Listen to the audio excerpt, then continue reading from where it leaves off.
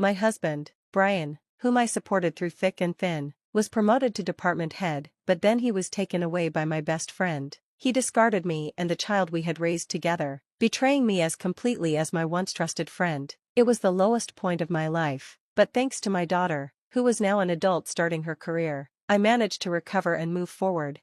2 years later, I ran into them unexpectedly in the city. My former best friend sneered as she glanced at the man standing beside me. "A poor-looking old man suits you well," she said smugly. I smiled calmly. "Good to see you. Don't you recognize me?" She looked confused. My ex-husband rushed over, panicking. I turned to them both and said, "Let me introduce myself properly. My name is Sarah. Until 2 years ago, I was Sarah Ingram." 2 years ago, my husband Matt, the man I married at 24 after a whirlwind romance, asked me for a divorce. It happened just after he was promoted to department head. I had met Matt when I was a new hire, fresh out of college, and he was my senior colleague and mentor. Not long into our relationship, I discovered I was pregnant. Without hesitation, we decided to marry, and I left my job to focus on our child, Emma, who is now 22 and thriving in her career. I had thought I could finally enjoy the second half of my life with Matt. With Emma grown and independent, we'd have more time for each other, but that hope was shattered on the day Matt came home wearing a distant expression. I had prepared a special dinner to celebrate his promotion. When he sat down, he avoided my eyes. "We need to talk," he said gravely. My heart sank, but I tried to stay optimistic. Maybe he wanted to talk about our future now that his career was stable. I had imagined he might thank me for my years of support or even surprise me with plans for a vacation. Instead, his words cut through me like a knife. "I want a divorce. I've fallen in love with someone else." I was stunned. 4 years, I had supported him, raising Emma largely on my own while he chased his ambitions. I believed him every time he said he was busy with work dinners or business golf. I hadn't seen any signs of his betrayal. My life revolved around our family, and I thought I could rely on his gratitude and loyalty. But instead, Matt left me for my best friend. They both betrayed the trust one had placed in them. Alone and heartbroken, I struggled to rebuild my life. It was Emma who kept me going, her strength and determination inspiring me to move forward. Now, 2 years later, as I stood face to face with them in the city, I felt nothing but calm. The man next to me, a kind and supportive partner, smiled as I introduced myself anew. My ex-husband and former friend looked shaken, but I was unbothered. I had already reclaimed my life. I chose not to complain and supported Matt from behind the scenes. I had witnessed firsthand the challenges he faced after our unexpected pregnancy and my decision to resign from work. One of Matt's superiors once said, "He's a rookie with a slow work pace, but he sure knows how to get a woman pregnant fast." That stung both of us deeply. Matt faced constant criticism, and not all of our colleagues supported our decision to get married. Despite this, he endured the judgment and worked tirelessly to prove himself. His dedication eventually paid off with an early promotion to department head. I wanted to ensure his success reflected well on both of us. I went out of my way to choose thoughtful gifts for his bosses and their families, even when it took extra effort. At company events, I smiled politely, aware I was being judged for leaving work early or stepping away from my career. I didn't mind. I did all of it because I believed in him and wanted to see him succeed. But rather than thank me for my unwavering support, Matt delivered the ultimate betrayal. Until the day he asked for a divorce, I hadn't suspected for a moment that Matt was having an affair. Was I foolish? Had I been blind to the signs? I had to know the truth, no matter how painful. "Who is she?" I asked, my voice trembling. Perhaps it was just an infatuation, and he wasn't serious about ending our family. Matt hesitated before responding. "You know her. She's someone close to you." My mind raced as I tried to piece it together. Was it a former coworker? One of Emma's friends? That idea felt too absurd, too inappropriate. It would make Matt look creepy. Could it be one of the families we knew through Emma's activities, like swimming or ballet? But Matt rarely participated in those events. He didn't even drive Emma to her lessons. "Just tell me," I said, my patience wearing thin. He sighed and shouted, "It's Michelle." Michelle? The name struck me like a blow. Michelle had been my best friend since childhood, the person I trusted most. We'd shared everything, our joys, our struggles, and even our families. When Matt and I got engaged, Michelle had asked me to introduce her to one of Matt's friends. She later married him, and they had a daughter, Jessica, who was 3 years younger than Emma. 4 years, we bonded over parenting, organizing barbecues, and sharing advice. I had never imagined she would betray me like this. Memories of Michelle flooded my mind. Once, when I was holding on to some of Emma's outgrown clothes, Michelle had joked, "Holding on to these things like this? That's the sign of a toxic parent. It's just stuff. Sarah, you need to let go, or you'll be that kind of mom." Her words had stung, but I took them to heart and tried to be less sentimental. Later, I gave Michelle some of Emma's old clothes and toys as hand-me-downs. However, I struggled to part with one item, Emma's preschool uniform. It held too many memories of her first year of school. I lied to Michelle, saying I might need it for another child, and asked her to return it once Jessica was done with it. Michelle's marriage didn't last, and by the time Jessica was in kindergarten, she and her husband divorced. When she handed me back the preschool uniform, I was relieved to have it again, even though it was worn and patched, but her words stung as she handed it over. "Must be nice to be a housewife. Huh, Sarah? I'm still dating, but as a single parent, I can't give Jessica a sibling." At the time, Michelle hadn't shared the details of her marital problems. I empathized with her struggles, but I was also dealing with my own disappointments. I had wanted a second child, but Matt's long hours and lack of interest left no room for that discussion. I let go of that dream, feeling grateful that I was better off than Michelle in some ways. But now, hearing Matt utter her name, the betrayal felt unbearable. Michelle, who once accused me of still dating my own husband, had stolen him from me. "The guy you introduced me to left me for another woman, Sarah," she had once said bitterly. I hadn't denied it then, only smiled sympathetically. I never imagined she would turn around and do the same thing to me.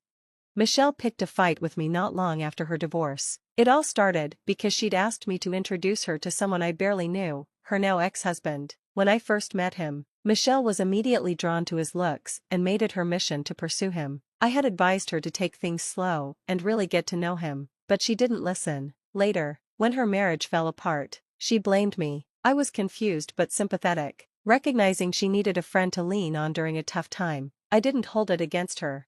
After her divorce, I tried to support Michelle and her daughter, Jessica, however I could. I even registered as Jessica's emergency contact at her daycare. If Jessica got sick and Michelle couldn't leave work, I'd pick her up, take her to the doctor, and look after her until Michelle was free. I adjusted my part-time work schedule to be there for Jessica when she started middle school, as she spent afternoons at my house instead of daycare. It wasn't easy, but I wanted to help.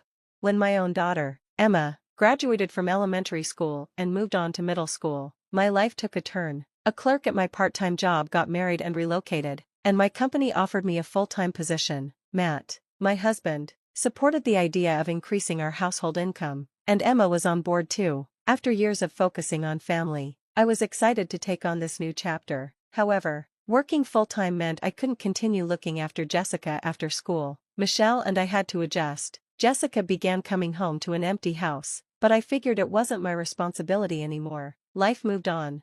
Over the next 9 years, Michelle and I saw less of each other. Although we didn't meet as often as we had when our daughters were young, I still considered her my best friend. Then, one day, Matt's unexpected words shattered that illusion.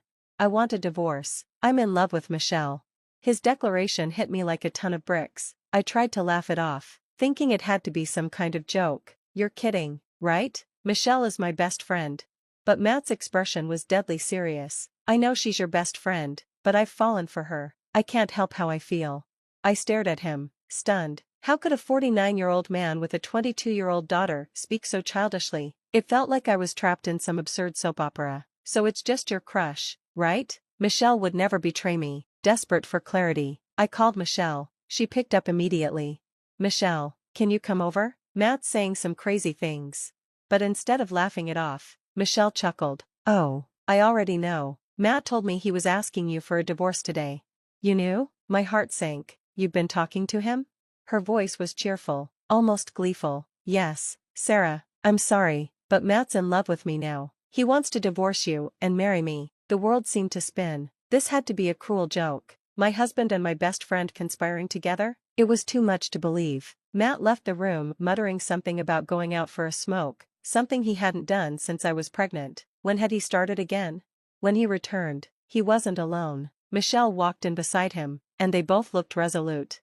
"Sarah, I'm really sorry," Matt began, "but we've confirmed our feelings for each other. Michelle is the right partner for me now." Despite her words of apology, Michelle's smirk was unmistakable. I couldn't help but snap. "Didn't you already have a boyfriend, Michelle? You always did, even after your divorce. And some of them supported you financially. Her expression hardened. Sarah, don't bring that up in front of Matt. Those boyfriends were just temporary. The truth is, I've always loved Matt. She even mustered fake tears, putting on a melodramatic display. To my shock, Matt reached out and stroked her hair tenderly. Sarah, don't blame Michelle, he said softly, as if this betrayal was something I simply needed to accept. It was like Matt wanted to cast himself as some tragic hero in this ridiculous drama. Watching him and Michelle, I could hardly believe these people were real. My heart shattered as tears rolled silently down my cheeks. I whispered, since when? We've been meeting in secret for a long time, Michelle admitted shamelessly, but we only started talking seriously about marriage after Matt's promotion was confirmed. I felt like a fool. I had trusted them both, and now it was clear they had been betraying me behind my back. Michelle must have seen Matt's promotion as an opportunity to improve her own life and latched onto the idea of marriage. Her arrogance was unbearable. So now that you know, hurry up and divorce him already, she said, smirking. Her attitude made my tears feel ridiculous. I forced myself to respond, fine, I'll divorce him, but I couldn't resist asking, what about Jessica? Does she know? Don't ignore your daughter's feelings. At the mention of Jessica, Matt's face briefly registered guilt. He dropped his gaze. Jessica turned 18 and moved out. She's no longer my responsibility, he muttered. Then, astonishingly, he added, it's probably your fault she turned out so defiant, considering how much time she spent with you. Their callousness was staggering. I hadn't spoken to Jessica in some time, so I hadn't even known she had moved out. When Matt produced the divorce papers, with Michelle's signature already on the guarantor section, I couldn't muster the energy to argue. Seeing that grotesque document, I agreed to the divorce on the spot. Matt packed his things and moved out to live with Michelle. I never thought Michelle would have the audacity to treat my husband like one of my daughter's hand-me-down clothes. Yet here we were. When Emma returned from her business trip the next day, I told her everything. Her reaction was sharper than I expected. That man isn't my father anymore, she said firmly. And Michelle? She's the worst person I've ever known. Her words startled me, but I saw how strong Emma had become. I had worried she would be deeply hurt, but she handled the news better than I had imagined. Even so, her anger burned hot. Have you talked to Jessica? I asked. I'm worried she might be struggling. Mom, stop worrying about other people and start thinking about yourself, Emma said, her eyes brimming with tears. Seeing her so raw and vulnerable, I realized she had suffered more than she let on. I hugged her, something we hadn't done in years. I vowed to be a better parent, someone Emma could truly be proud of. 2 years passed without a word from Matt or Michelle. Emma thrived in her new independence, and we saw no reason to reach out to her father. Michelle had moved far away after marrying Matt, and our paths never crossed until one fateful evening. After attending a play, I ran into them in the city by chance. Our eyes met, and I couldn't avoid them. Michelle's mocking voice cut through the air. A poor-looking old man suits you, she sneered, glancing disdainfully at the man beside me. I didn't take the bait. I had just enjoyed a lovely evening with my new boyfriend, Jonathan. He and I had been watching the play together. Instead of responding to her insult, I shot her a level look. Good to see you, Michelle. Don't you recognize him? Michelle's smug expression faltered, and she stared at Jonathan in disbelief. Matt looked equally stunned. Wait, you're Jonathan? Matt stammered. Jonathan had been Matt's senior at the company, mentoring him when he first started. He had once taken the fall for a mistake Matt made, which had cost Jonathan his job. I hadn't known this back then, but we reconnected recently through a mutual acquaintance. That's how we had started dating. Michelle's face twisted as she remembered. I had once introduced Jonathan to her as a potential partner, but she had rejected him, saying he was too old and not stylish enough. Now, Jonathan looked different, his appearance more polished and refined. Michelle's disdain for anything understated had blinded her to his true worth. Jonathan spoke calmly but firmly. Relax, Michelle. It's not a big company, and my income isn't huge, but starting my own business worked out for the best. Michelle's eyes widened in horror. What? He's a CEO? She blurted, her crassness on full display. If I'd known that, I wouldn't have married Matt. He's so cheap. Her outburst only made me pity her more. Jonathan, ever composed, simply shrugged. It's not about titles, Michelle. It's about character. Just then, I noticed Emma and Jessica standing nearby. Having overheard the scene, guilt tugged at me. They shouldn't have had to witness this embarrassment, yet their expressions were resolute. still relying on men after all these years, Emma said, her voice cutting through the air like a blade. When will you ever learn? Michelle turned, startled, and suddenly adopted a parental tone. Jessica, Emma, how have you been? But their daughters weren't buying it. Jessica, standing tall, spoke with quiet strength. I loved you once, Mom, but after the divorce, you moved us around and dated random men. It made me uncomfortable and ashamed. I used to wish Miss Sarah was my mom. Her words pierced my heart. I hugged her tightly, feeling a bond stronger than ever before. Jonathan's voice broke the tension. Come on, let's leave these foolish people behind and go have a nice meal. We walked away, leaving Matt and Michelle to their hollow lives. Later, I learned from an old classmate that they had divorced. Matt had finally reached his breaking point after Michelle repeatedly belittled him.